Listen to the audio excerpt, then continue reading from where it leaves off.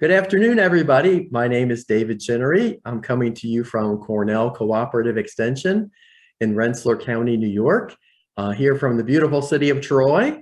And this is another one of our Lunch in the Garden free webinars that we've been doing since the pandemic began way back in 2020.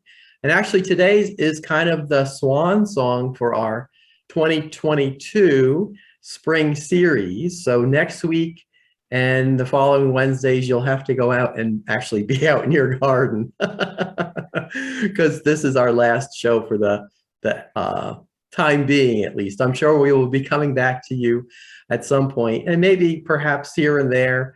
We don't really have a plan, but you'll hear about us if you follow our emails and our Facebook page. So it's my pleasure to welcome you all here today. We have Marcy Vanatka, who is our administrative assistant as well. And Marcy's going to be asking the questions. So if you have any questions about the program today, you can type them in the chat box. We'll be watching that. And at the end, we'll be asking Marie and Bob the questions via the chat box. Also, if you are interested in seeing this or any of our other programs, we archive all of our Lunch in the Garden programs on YouTube. So go over to YouTube and type in Cornell Cooperative Extension of Rensselaer County, all those long words, and you'll get to our channel and you can see all of the shows that we have done in the past 2 years. So we've got a lot of great stuff over there. And now that the gardening season is here, it's even more applicable than ever. So again, welcome and thank you for your participation. Today, our speakers are Bob Wieboldt and Marie Hankle-Wieboldt. You can see that they're a team, and they are some of our newest Master Gardeners. They took the Master Gardener training in the fall of 2021. So they're doing their program here for us today, Vegetable Gardening for Beginners, but they are far from beginners as far as gardeners. They're very experienced gardeners. They live out in East Nassau, New York, and they've probably got a wealth of experiences that they could share with us today. But today we're going to be talking about vegetables. So Marie and Bob, thank you for being here. Thank you for asking us. Yes, thank you. So take it away. Well, our program today is going to focus on vegetable gardening for a beginner. Somebody who's like to take advantage of the fact that inflation is driving up vegetable costs in all our supermarkets, and it's spring and it's close to the time that one can put a garden in the ground. One of the basic questions is, why does one want to grow vegetables? First of all, let's talk about quality. If you're into organic foods and purity of your product, you can control every aspect of what goes into a home garden. Selection. If you go to a supermarket, you're lucky to find, let's say, lettuce, maybe 4 or 5 kinds. But if you look at a seed catalog or go on the internet, you're going to find that there's probably 100 different kinds of lettuce. There's a lot of room to experiment and increase your taste buds. You can go Asian, all the bok choy, for example. You might get 1 in the supermarket. You might get 4 in the Chinese market. There's probably a dozen or 2 dozen types of bok choy or pak choy out there. The same thing with any other vegetable you can name. Last thing is freshness. There's nothing like picking and eating in the same few-hour period. It is simply cutting into a fresh tomato that you picked at 5 o'clock at 5:30 for a salad. It's just one of the world's great experiences. Lastly, not lastly, but there's a couple of other points. Exercise. Unlike running or walking, where you end up back where you started, gardening, you get a product. And it involves almost all your muscles, and it's a good, healthy way of spending a few hours every day. The hobby as a pleasure. You know, gardening involves 2 things, your mind and your body. You've got to think about what you're doing. You've got to have plenty of time in the winter when everything's cold and you can't get outside to select seeds and plan your garden. There's a whole lot of great things as a hobby. It's one I've enjoyed most of my life. And family activity. You can involve your kids and you can involve your spouse in something that you can do together and really have a good time at. Now, the question of a person who doesn't have a vegetable garden and wants to site one on his property has to ask himself is, why, what am I doing here? What does my planting need And there's basically three things. The first two are very important, the second one less so. Sunlight. You've got to have sunlight. You've got to have water. And you've got to have air. And by air is the least important, but it means you've got to have flow. You can't be in a place where you're totally boxed in and there's no airflow. You can't be in a place where somebody's going to park a car and there's going to be exhaust fumes entering your garden's atmosphere.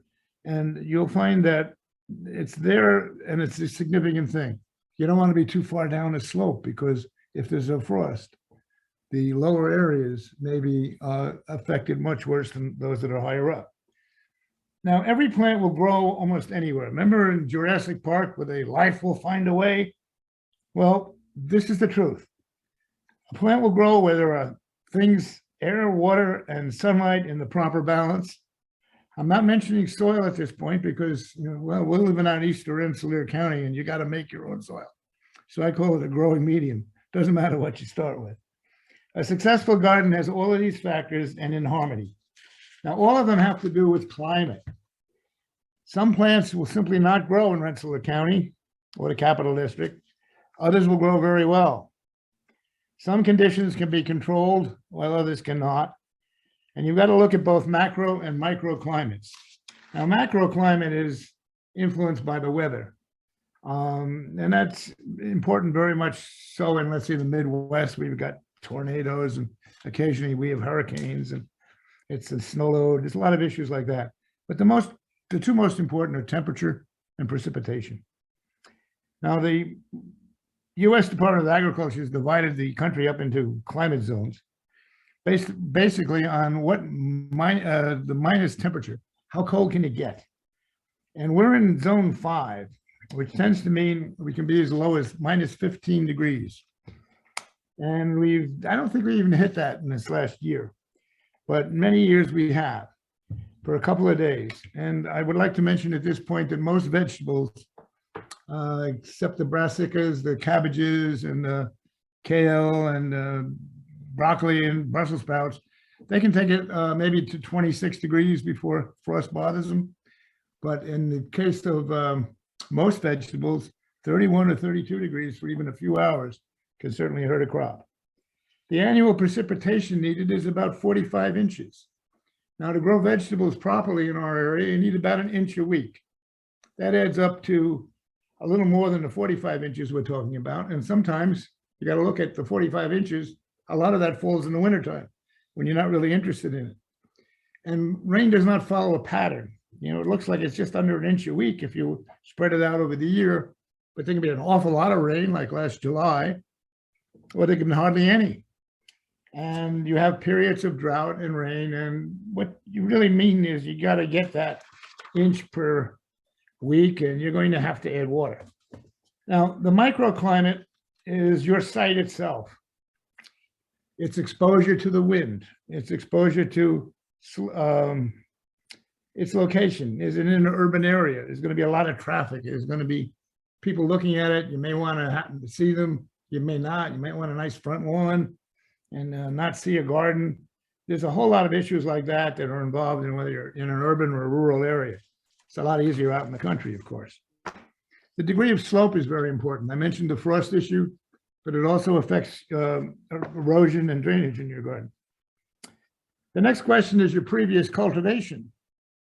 Is it lawn? Is it paved? Both can be worked with. And then potential contamination. And this is very important. For many, many years, particularly in the urban areas of our capital district, people use lead paint on houses, garages, sheds, outbuildings. That lead can still be in the soil and can be a problem. So one has to look about planting vegetables too close to houses, particularly older houses. Pets. A lot of people let their pet go out and they walk it in the same place usually. Pet feces are not a very good thing to have anywhere near your vegetables. Salt. If you have a driveway or you're near a street and somebody is salting in the wintertime, a lot of times that salt can be pushed over as snow is plowed and it can stay in the ground. So you got to watch those issues. Pets, salt, and lead, I think, are the three most important. But, motor oil, disposals that you know about, Somebody may have buried something out there. You've got to be a little bit cognizant of what your site has. Now let's start at some of the basics. Sunlight. Vegetables need, as I said, 6 hours of direct sunlight a day. Sunlight varies by the seasons and by the time of day. In my vegetable garden, I don't get sunlight until, because of a house shading issue, till about 9 o'clock in the morning. And most of the garden is covered by 11, and it goes right through whatever dusk is. So I can get somewhere along 7 to 9 to 10 hours in most good summer days. You've also got to look at the seasons, and you got to monitor the sun's track. I think the first thing I advise people setting a garden is to go out with a compass, figure out where east and west is. We all know the sun rises in the east and sets in the west. What we don't realize is it starts in the spring about 20 some odd degrees to the south and goes in an arc. And then it rises during the day and then sets on the other side, on the north side. And it's sort of like northeast to northwest and on the setting. And well, anyway, it moves across the sky. So it's important to go out at various times before you actually begin to site your garden and figure out whether it's going to get the sunlight and how much. You got to look for shadows. Most important, buildings. Second most important, trees and bushes. And that also involves in a little in a minute way, your own plantings. If you're going to plant things that are high, let's say tomatoes or trellis, you want to make sure that the shade you're creating within the garden itself is considered.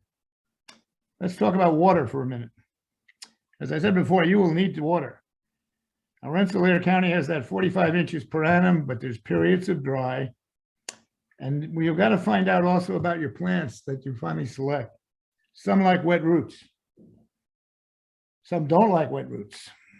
Some don't like water on their leaves. Tomatoes are particularly interesting in this regard. If too much water gets on the leaves of tomatoes, you get blight. And blight can kill off an entire tomato crop like it did last July for me. Make sure there's a convenient nearby water source. Now, you can do a lot of things with watering cans, but you really have to have a connection to a hose system or something so you can get water to that site a convenient way. And water is the most important thing you're going to need, and you're going to need it. There's no doubt in my mind that you're going to be watering.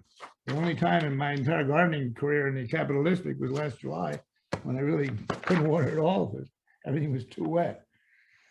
Now, in planting your garden, you got to look at the factors we talked about: sun, your proximity to water, whether the ground's sloped or not, avoid pollutants, etc., to select the best location for your vegetables. You might want to, for a beginner, start small. You've got to decide size based on several things. One, how much time you've got, how much money you've got, and how much effort you really want to put in it. And then you really have to figure out which you want to do. Now, there's 3 basic types of vegetable gardens. There's in-ground, there's raised beds, and there's containers. And you need to find a place where you can create soil, a growing medium, that's loose, that's rich in nutrients and organics, that's level, and it's well drained.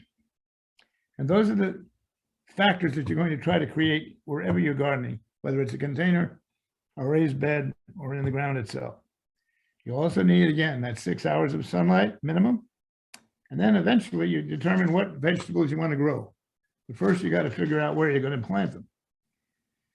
The best way to do that is to do a map of your property. Very rough. It's called a bubble diagram. Indicate your buildings, whether you got ponds or bushes, trees. Try to figure out the shade area around the trees. And that'll give you an area that is going to get sunlight. It's separate from other areas that you want to keep. For example, you may have a lot of lawn, but you may use a lot of it for various things. You just don't mow it, you play sports on it, you have picnics, etc. So find places that make sense for your lifestyle. Sketch your property as it exists in very rough form. It doesn't have to be an architect's plan or anything. Select your location based on the factors we've discussed. And then you got to group your vegetables on the basis of sun and shade. Marie, for example, reoriented me. I had all my beds a couple of years ago going north-south. Well, actually, it was east-west at the time, but we figured that was good because that's the way the sun went. But we were shading it so. And we found by going north-south in our particular area, we were able to get more sun on the individual plants. So you got to think about a few things along those lines. Now, make sure you consider the convenience to water, the fact that you can maximize your sun. You got to look at maintenance. I mean, if you got a tool shed that's in the one corner of your property and your vegetable garden's in another, that's going to add a certain amount of extra work constantly. You got to look at your budget. How much time? Budget.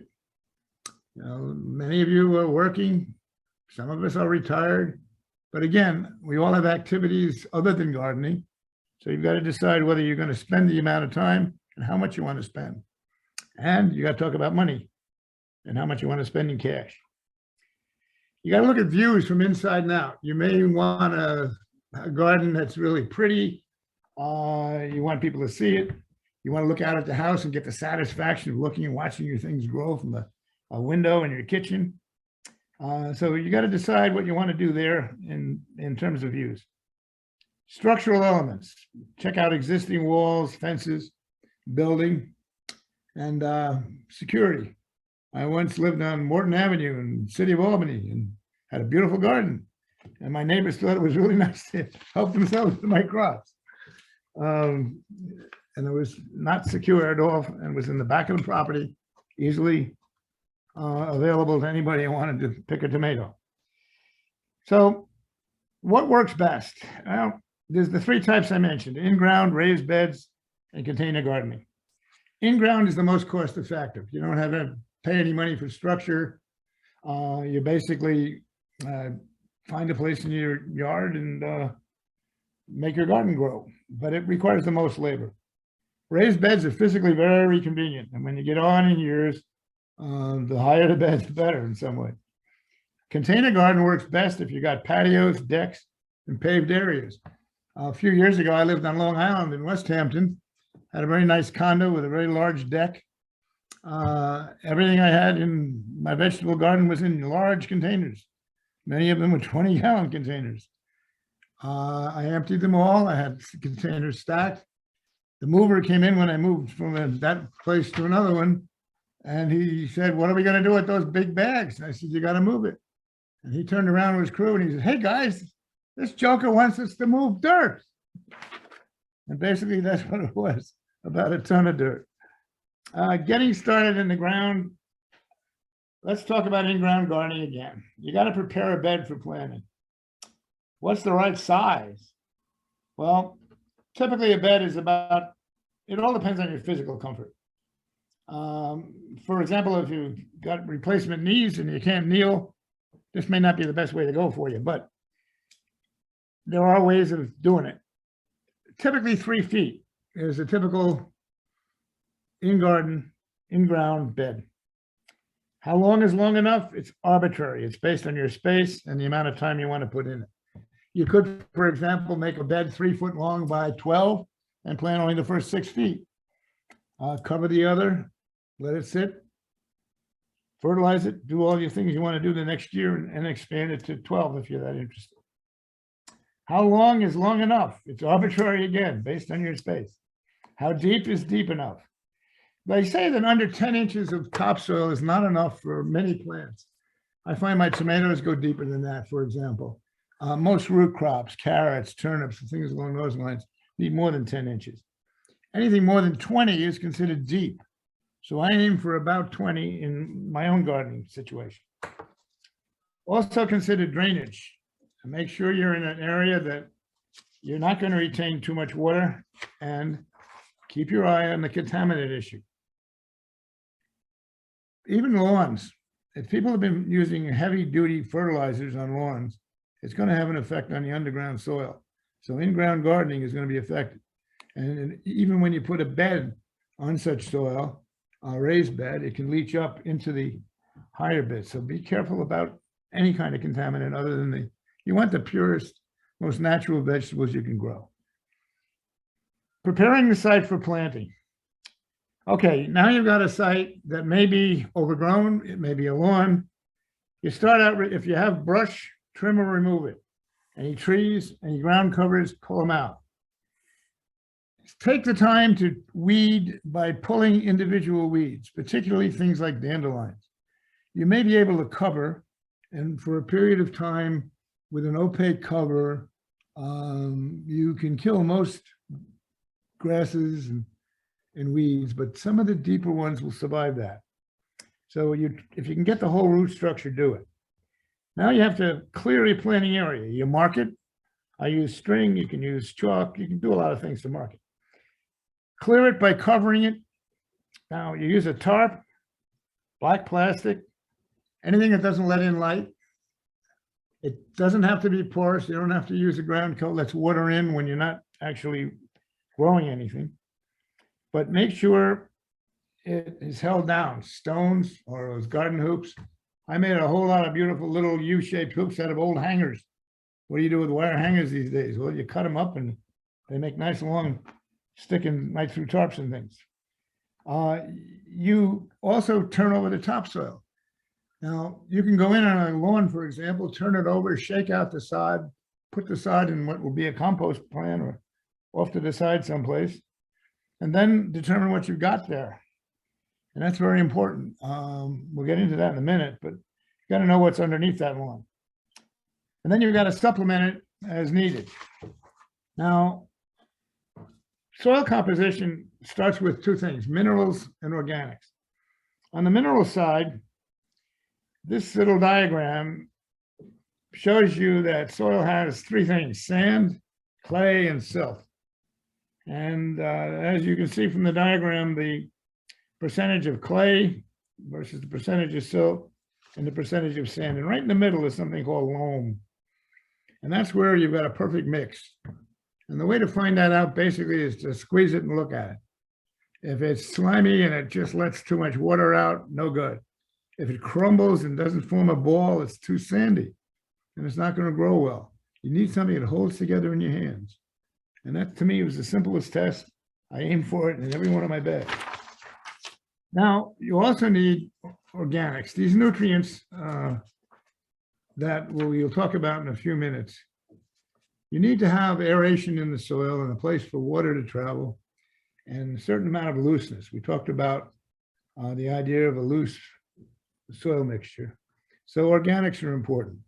Organics help the plants absorb nutrients. They change the structure of your soil, particularly out here in eastern Rensselaer County. It's literally all shale. We've had to build our soil in every single bed we planted in this area. But organics can add structure. They lighten the soil, and some of them actually dissolve and help the plants grow. Others simply dissolve more slowly, but leave room for water to move and air to move in the soil. Now you can do this by using topsoil or potting mix spread evenly over the entire garden area to add more nutrients. You can compost. You can add your own compost. You can buy it, bagged or homemade. That also enhances soil. And you can add mulch, lawn clippings, leaves, or wood chips, which break down clay soil while they add nutrients. So all of those organics added to the soil that you find there help create a growing medium that'll be very successful for vegetables. Your next thing is to test for pH. Most vegetables fall in the middle of a pH scale that runs from 0 to 14. I'm not sure what the 14 stands for, the 0, but basically neutral is 7. And almost all vegetables grow between the high 5s and the low 7s. 6 to 7 is a very fine range for vegetable growing. Now, the pH scale, the amount of acidity or alkalinity of the soil, affects nutrient absorption, which depend on pH. The Cornell Cooperative Extension does a complete nutrient analysis for about 30 bucks. You can get forms and details at our website, and it's shown here on the slide. I'll leave that for a second or two. You can also go out and buy testing kits and meters. If you look at them in Amazon or on some of the other Nurses. delivery services, you can basically figure out whether there's a consumer rating on them. There's all sorts of them. Some where it measure the quality of the soil, others measure just the pH. You can get the full-scale test of the whole megillah of your soil from the Cornell, and that's one I'd recommend highly. Your primary nutrients that the plants are going to need are nitrogen, phosphorus, and potassium. The chemical symbols are N, P, and K. The NK balance is very important. For leaf growth, you need high nitrogen, low potassium. For flower and fruit, you need low nitrogen, high potassium, and phosphorus. The secondary ingredients you're going to hear a lot about nutrients, magnesium and calcium. They work together, and sulfur. Then there's a whole list of micro ingredients. I won't go into it in an elementary presentation, but there's about 10 or 15 in it that to some extent or other you may need. And many of the advanced fertilizers you can buy will have small samples of those. The next slide, I think, talks about what happens. Potassium, great for roots. Nitrogen, great for leaves. Phosphorus, great for berries and flowers.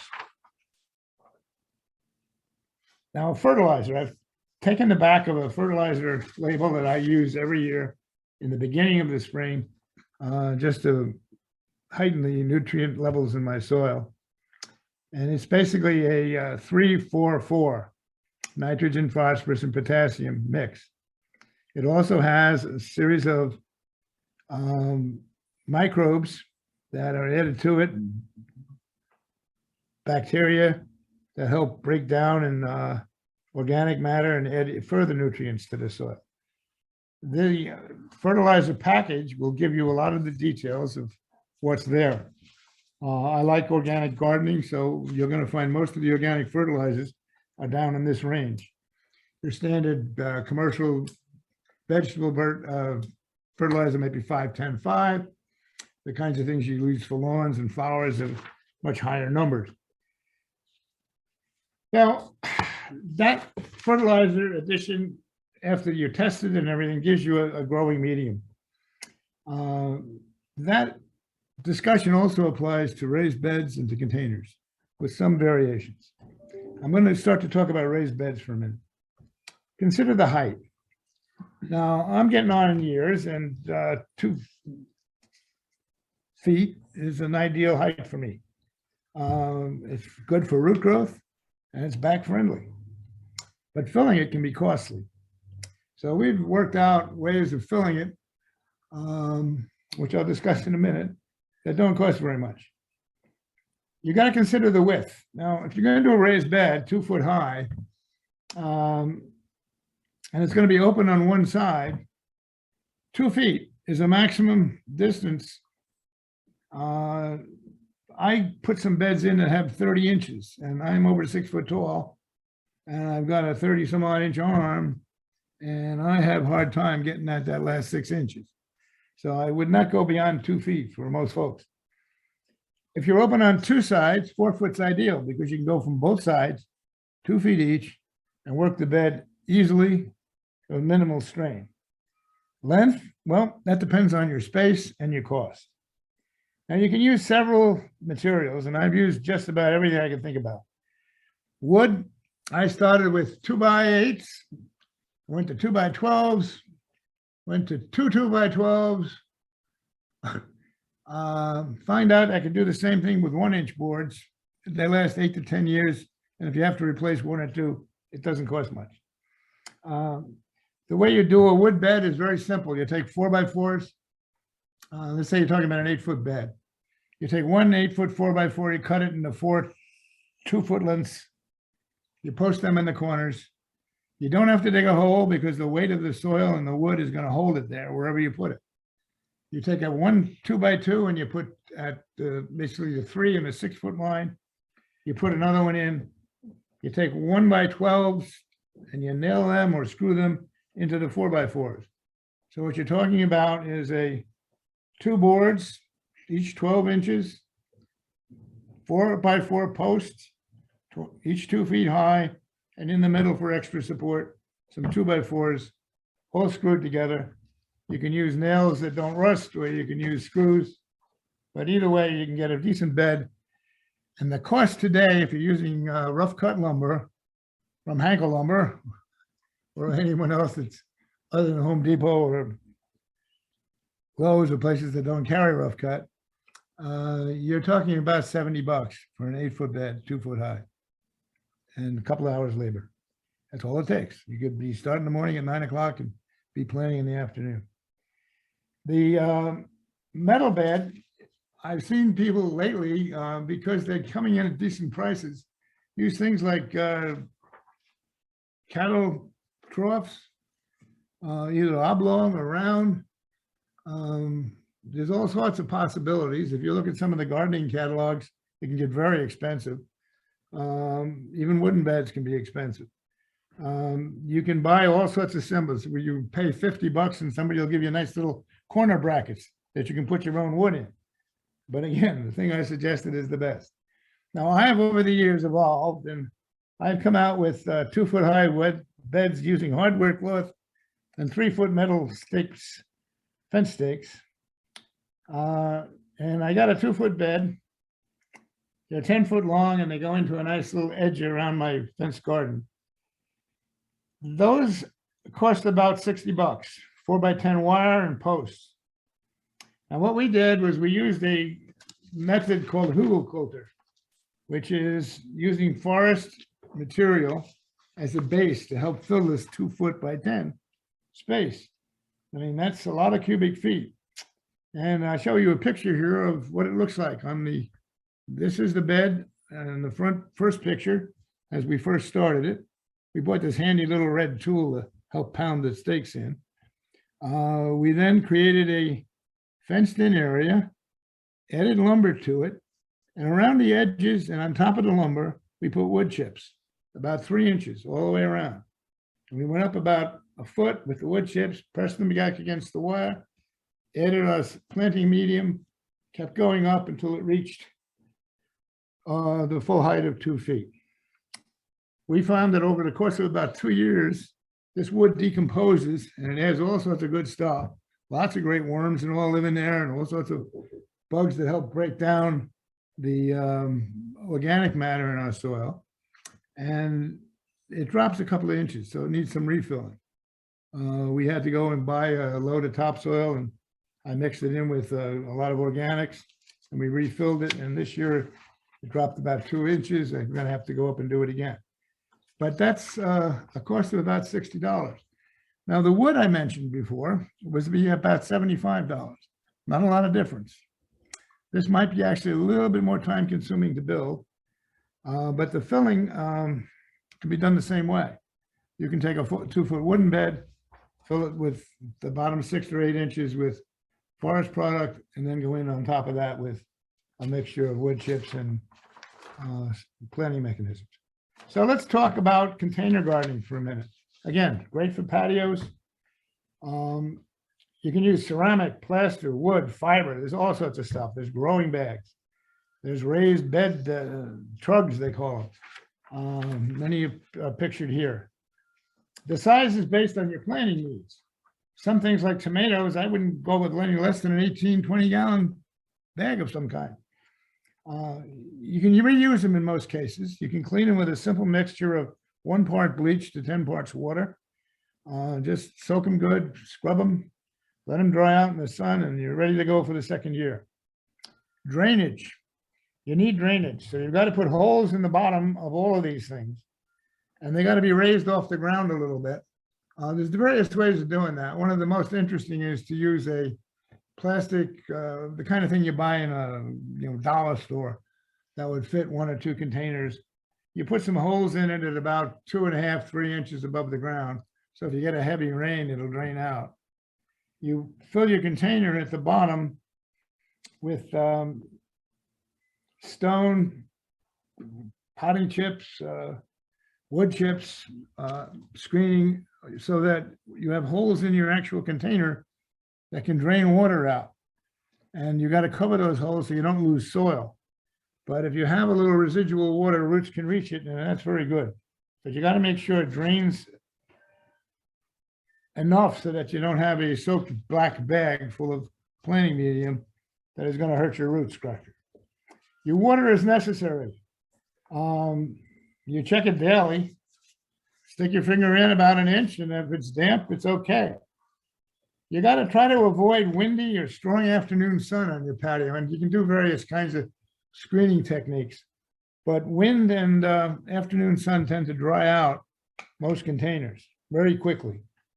Your planting medium could be potting soil for containers, but I prefer something a little lighter than that. So to potting soil, I would add perlite, vermiculite, or some organics, just to make a nice light medium, because it's easy to compact in the container, and that's not always the best thing for your roots. Your fertilizer can be liquid, apply every couple of weeks, or slow release, you can apply it once or twice a season. Now, you get to the basics. You got your plants, you got your way of planting it, and now you got to look at what you're going to plant. Now, we've come up with a list from some source or other, which was basically no fails. You plant these things, you can't screw it up very easily. One is loose leaf lettuce, as differentiated from head lettuce. Head lettuce can take a little work and cause you some issues. Loose leaf lettuce, you need a few, you cut off the outer leaves. Bush beans, they grow, as long as you put them in after the last frost. Radishes grow very easily and quickly. Cucumbers have to be trellised. Peas, some have to be trellised, some not. Summer squash, kale, very healthy vegetable, grows all season, sometimes comes back the second year. Turnips, scallions, and arugula. Those are gourmet salad ears. Now, there are more intense but rewarding choices for the beginning gardener. Tomatoes. They're my favorite. I grew 100 and some odd plants a year sometimes, but a few less this year. Peppers, hot peppers, regular peppers. Green peppers become red if you leave them out there long enough for some varieties. Some are very big, some aren't. Some are long and skinny. There's many peppers. The thing about peppers is they like to go in along with tomatoes and even beans and many of these other crops after the last frost, which in our area is, to be safe, Mother's Day plus a weekend. Onions and garlic. These you can plant in the spring or in the fall. They'll overwinter. In our area, they're pricey when you try to buy garlic these days. You get garlic from China. You don't get really good garlic that grows in many varieties here. You can do that. You can do melons. Get them in early. I usually start them indoors so I can get them in the ground as soon as I can. Potatoes, there's many good ways of growing potatoes. They're a lot of fun, and there's a lot of variety. Sure. Now, Cornell has a couple of sources. The sites are listed here, where if you would basically go in, you can pick a vegetable from a list. Go to the, yeah.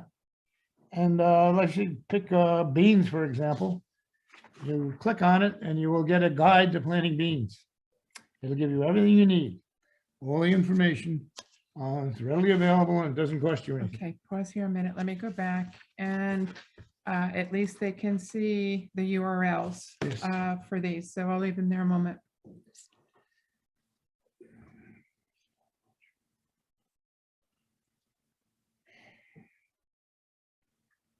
Okay, and then this one was the very interesting. This is where you drill down for more detail. So you pick beans on the first one and Mhm. you get the second choice. Okay, Now, on to reading.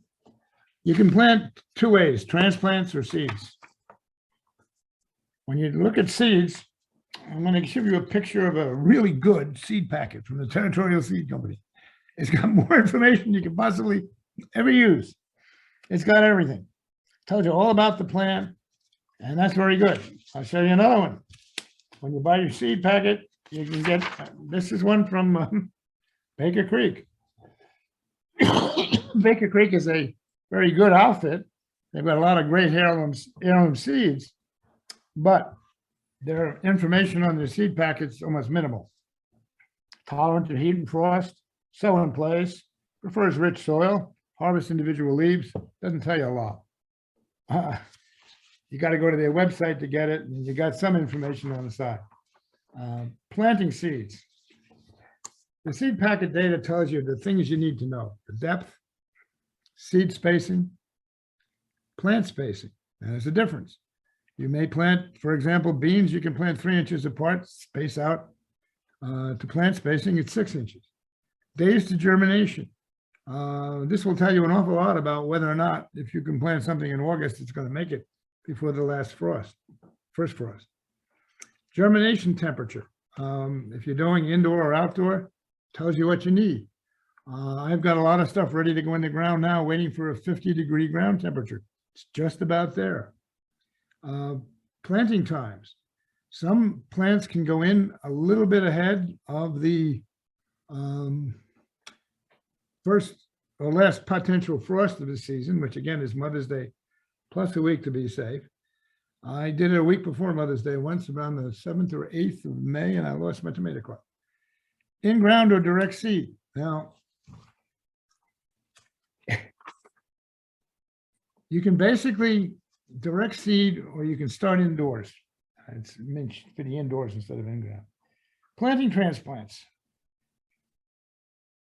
I'll talk about indoor seed growing in a minute, but if you want to plant transplants, you got to be a little ballsy when you go into a store. Excuse me. You look at the plant. First of all, use a reputable dealer. Try to stay away from the big box stores and go to recognized garden dealers that have been in business for a while. Make sure the plant's healthy. It's got to look good. It can't have brown leaves or purple leaves. It looks like it's going to be watered enough. It can't be sitting out in a parking lot somewhere looking half dead. Don't buy those. It's got to be well rooted. Now here's where you gotta maybe make sure nobody's looking, but grab the plant gently around its full stem, pull it out of the pot. If it's all roots and there's no soil in there, you've got a problem. If there's a very small, badly developed root system, you don't want to buy it. Put it back in the pot, put it back and leave it for some other person. Check for bugs. Any kind of bugs you really don't want to have on a plant that you're first putting in the ground, even if it's a good bug. Fungus free. Many times plants can be overwatered. You're going to find a fungus on the top of the plant growth. That's something that you're going to have to scrape out and hope doesn't come back. You don't want it. So you need clean soil. You need a nice balance of the soil in the pot, strong roots, nice clean leaves, no bugs. Buy it and plant it. Now, you can grow your own transplants. You can select a growing medium, which is, they sell seed growing.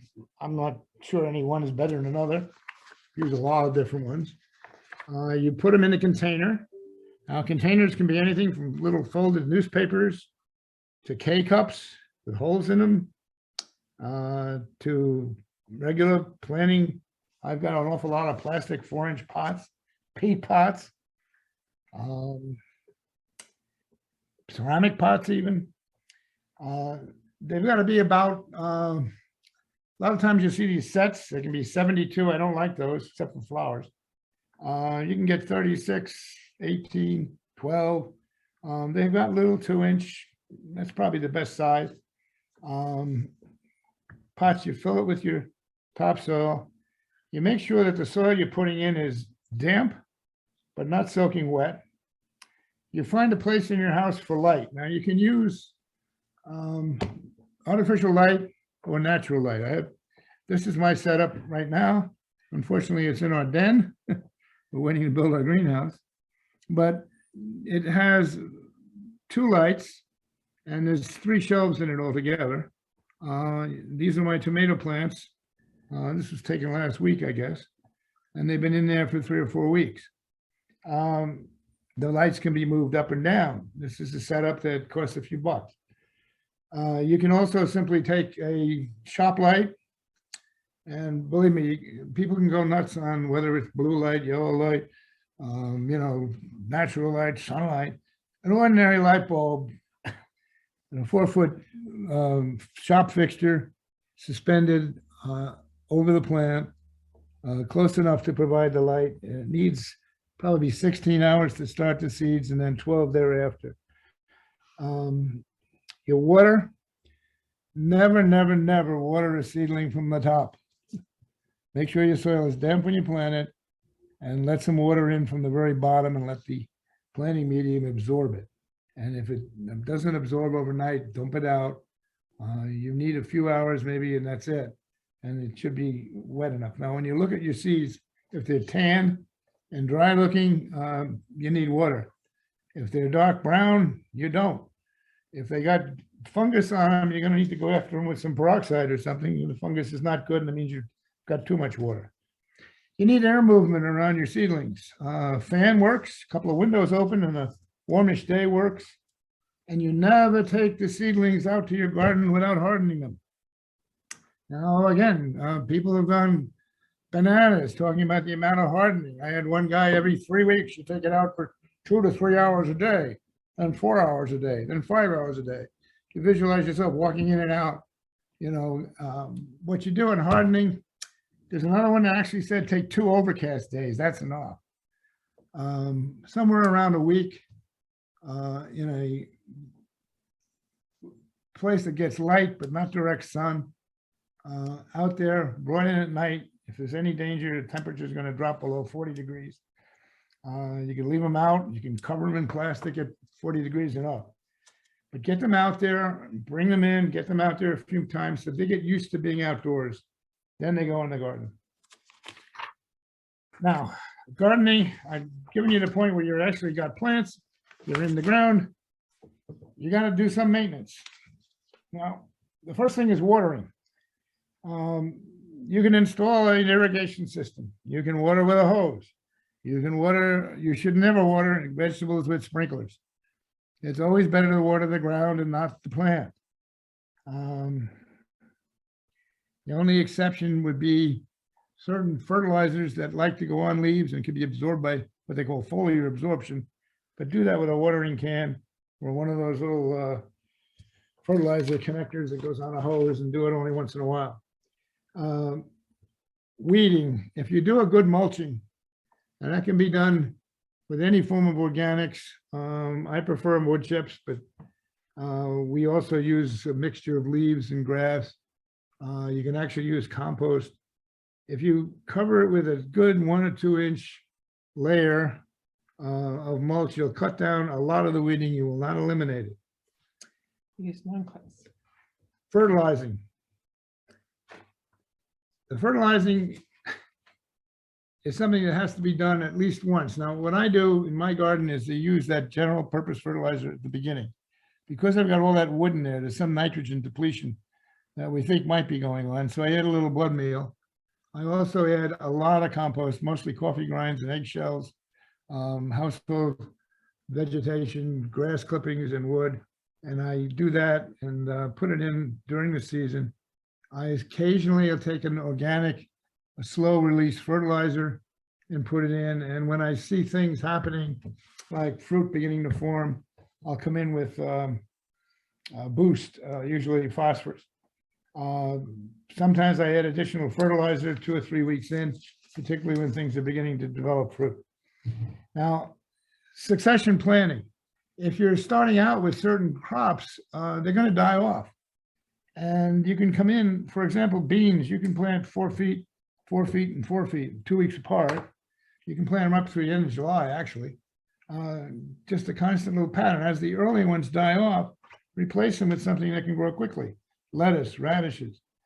So you're going to be talking about doing that sometime in August, sometimes even earlier. Frost protection. Sometimes you're going to get a frost. Now, with global warming and all, it seems to be getting later, but once you get toward October and maybe even late September, be aware of what the temperature might be at night. If it's going to drop below 36 or so, particularly if it's a dry, not rainy kind of a situation where the clouds might keep the temperature higher, plan on throwing a plastic drop cloth over what's left in your garden at that point. You can go to, what they call cold frames and all sorts of possibilities, hoop houses. There's lots of possibilities, but basically a little drop cloth just over the top is usually enough to protect against the slight frost.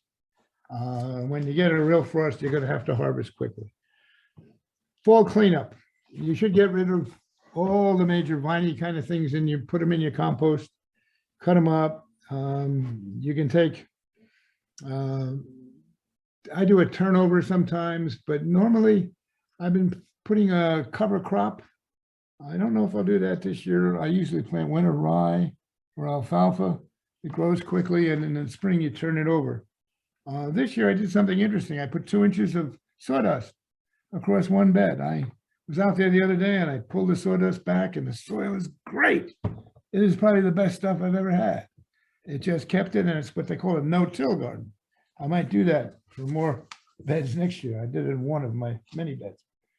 Fall cleanup. So you get rid of everything, you put it away.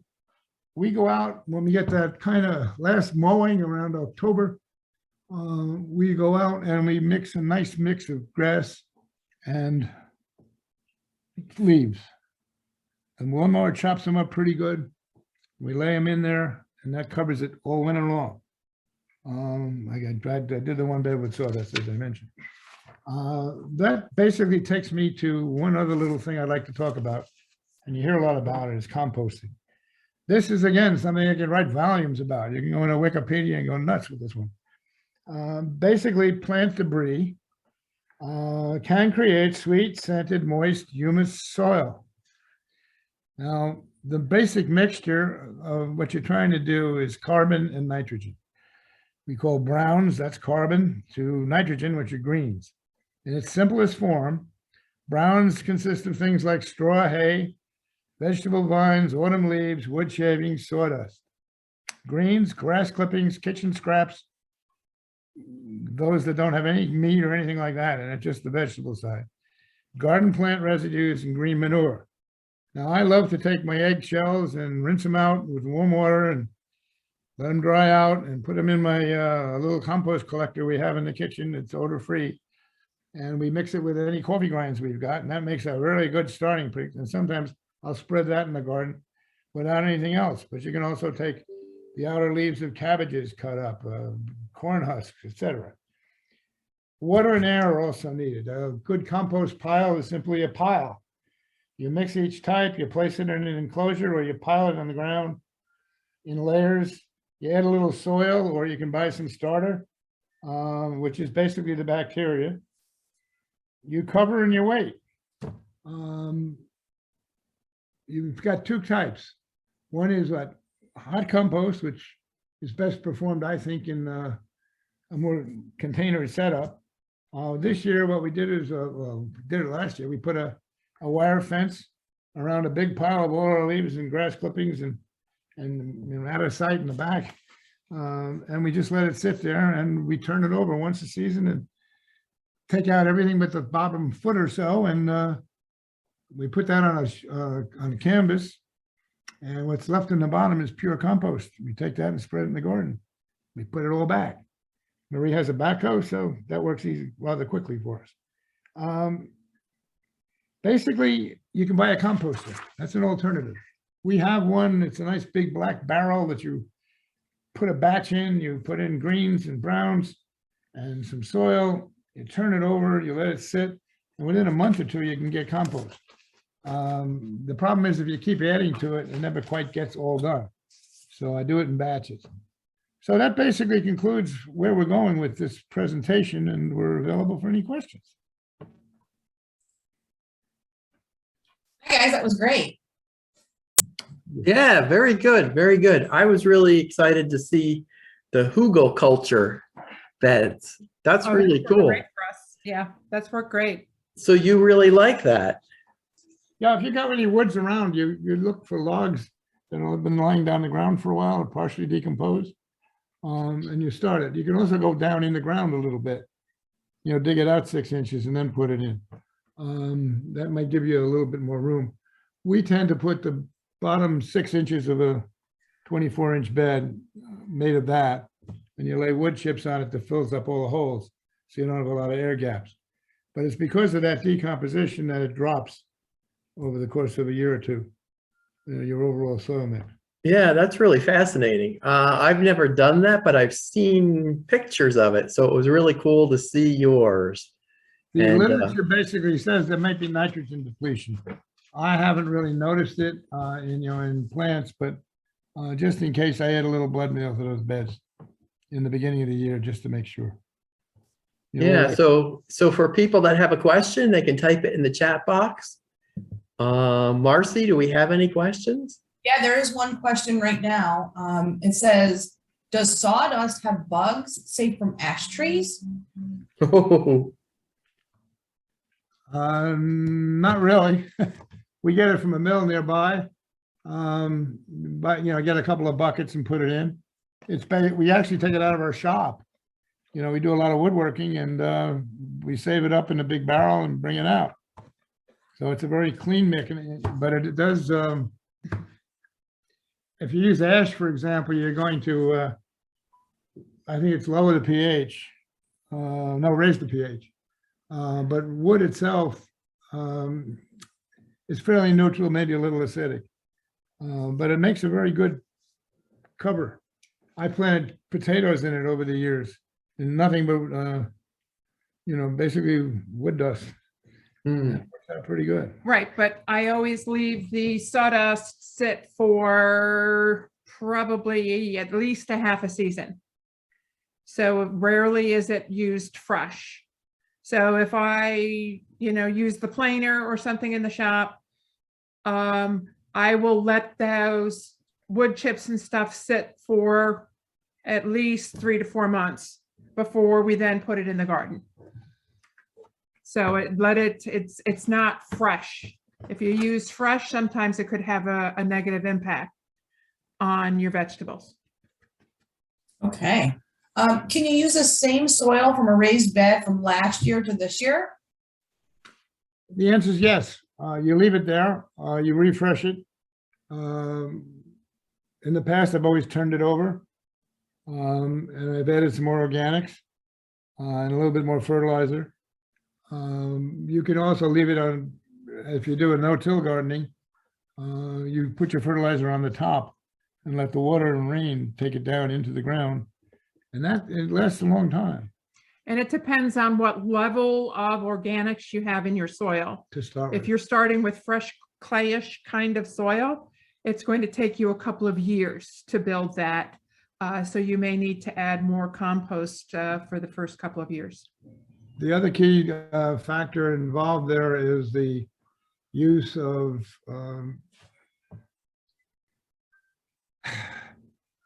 replenishment medium. And again, compost is your best thing because it has a lot of advantages. You mix it in.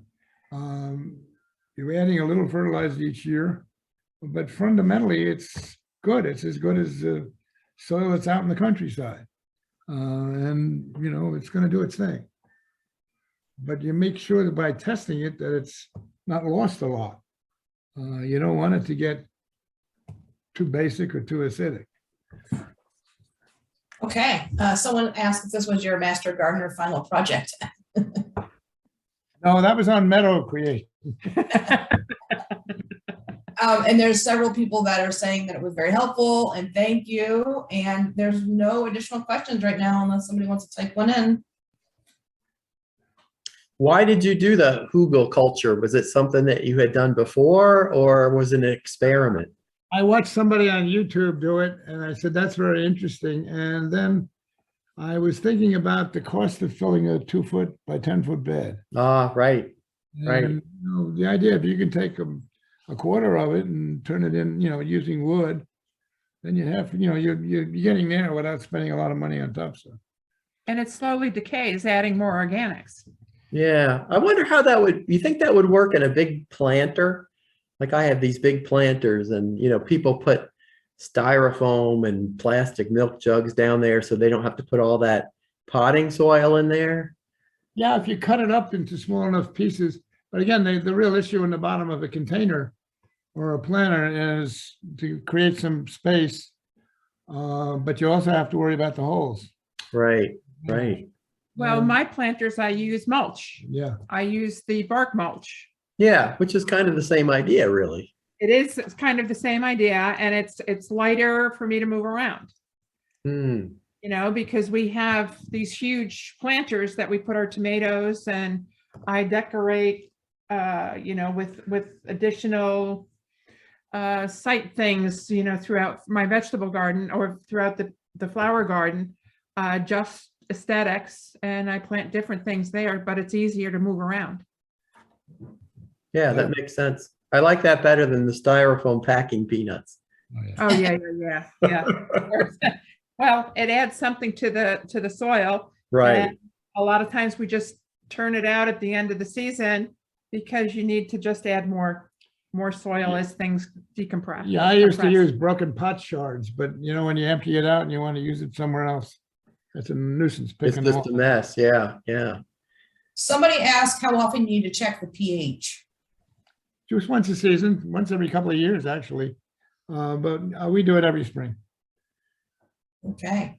They said, can CCE do the meadow creation? So there's one for the idea, David. They want to see the meadow creation. Yeah, that's a good program. That is a good program. We had fun doing that one too. Yeah, a couple of other people had similar presentations, you know, alternatives to lawns. And we were thinking of merging some of those in with the things we did, coming up with an hour-long program. Yeah, I hope we're going to work on that, because those are really good things. And I think Bob and Marie will work on that, and some of the other folks too. Great. Well, it seems like everyone is, you know, very happy. They thought everything was very useful and helpful, and they're sending their thanks, but there's no additional questions. Somebody raised their hand, so if they have a question, they should type it. Oh, I didn't come up on mine. I don't know. Oh, I see it up there. I don't know. So Marie and Bob, do you have anything in your garden that you're going to do for the very first time this year? Any kind of new vegetable you're going to grow or something? Yeah, I'm trying to grow parsley root, which never grown before. And I've got a couple Black of radish root. black radish, which is I didn't realize it's a cool weather radish. It grows a rather large bulb. I found it in the supermarket. Looked it up, but it starts in August and grows through October. So I won't have that right away. Mm-hmm. But we're also looking at various ornamental vegetables. Every year I try 3 or 4 different ones. I've got kind of mustard roots now, and you know, odds and ends. Now, another thing I didn't really get into in the vegetable garden presentation was the intercropping. I've become an advocate of mixing crops together. Along with wide bed gardening, I think that when you go in and like my tomato plants will have automatically basil, they'll be surrounded by either zinnia or nasturtium or marigold. They will have an occasional lettuce, and I grow my lettuces together. One day I went over to Pittsfield, and there's a farmer. If you take the road to the left as you're heading into Pittsfield on Route 20, there's a really good vegetable farm. And this guy had big heads of romaine lettuce. And I noticed they That were like 12 inches across. They were huge. Yeah, they were Wow. a foot apart. And I had been growing mine at about 6 inches. So then I decided to actually grow them in a tight space, take them out and transplant. So the lettuces appeared all throughout my garden. I got beautiful heads. It was very nice. And we're doing the same thing now with beans. Occasionally a bean can go almost anywhere. My second and third crop of beans now spread out. A lot of possibilities like that. But the more you grow together, the less you're going to get like a cabbage caterpillar attack or something along those lines. Mm-hmm. Mm-hmm. Because you're spreading it out so that it doesn't become a magnet for any particular insects. Right. A lot of fun doing that. Yeah, you're breaking up the monoculture. Yeah, and to me, that's the more of that you can do, the better. A lot of times you want things to be shaded when they're small, particularly lettuce, which will bolt, or spinach, or some of these oriental vegetables. And you keep them in and around tomatoes. I haven't planted corn in a while. Good side story here. I planted 40 years of corn at one point. They were ready to be picked in maybe 4 or 5 days. I went out in the garden, even though we had it fenced, and every single ear of corn was peeled down with cob. All the yellow kernels were eaten, and it looked like I was growing corn cobs. I must have had 100 of them, and they were just sitting there.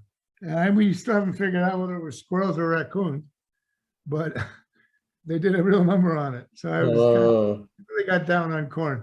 But the old Three Sisters approach: run your gourds, your winter squash, your beans underneath corn stalks and around them. That's a very nice mix.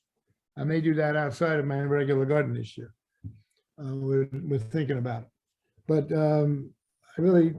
the other thing I've been doing, interestingly, is using, I saw this wonderful presentation of a woman in Maryland who grew tomatoes using eggs. And she made a hole for a tomato and put it in very deeply. She put in some compost, some bone meal, a little more compost, and an egg. Cracked the egg and plant her root in. And you think about it, she's getting her nitrogen, she's getting her phosphorus. It's a very interesting mix. Even calcium, which is great for tomatoes, in the eggshells. So for the last 2 years now, I've gone to Aldi's and bought these large, medium-sized eggs, $1.40 for 18. And I put them in with all my tomato plants, and it's worked very well. Very well. It's our crop. Reminds me of the Indians with the fishes, Native Americans with fishes. Yeah. They put the fish in to get the nitrogen. Now we got a couple more questions. How do you find out more about intercropping, or where to find out more about intercropping? I think, I'm not sure there's any specific Cornell papers on it. Check on the internet, YouTube.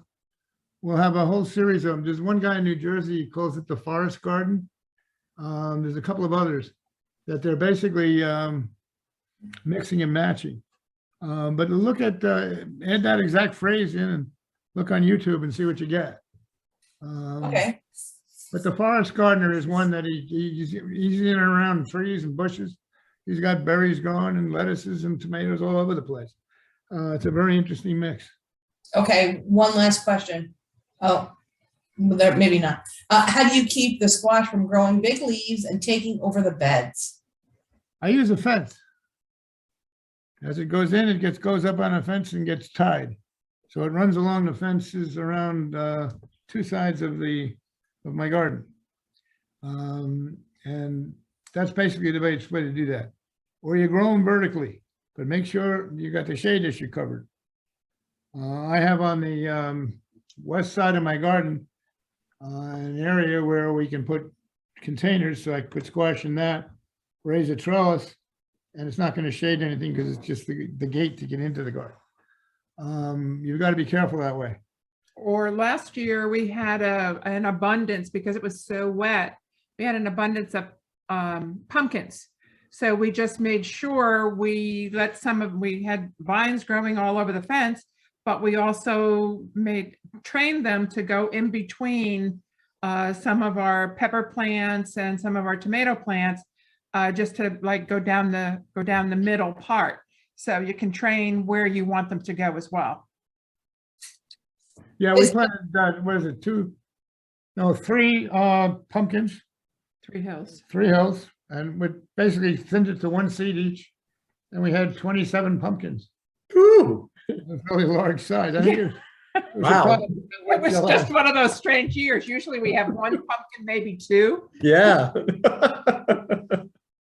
Pumpkin giving away their zucchini, and everybody went crazy trying. Oh, here he comes with another pumpkin. All right, one last question. Is intercropping similar to companion planting? Yes. Yes. There's an old book called Roses Love Garlic, which is a good source of which plants like each other. Well, thank you guys. Thank you. Yeah, that was a lot of fun. And thank you for sharing all your wisdom.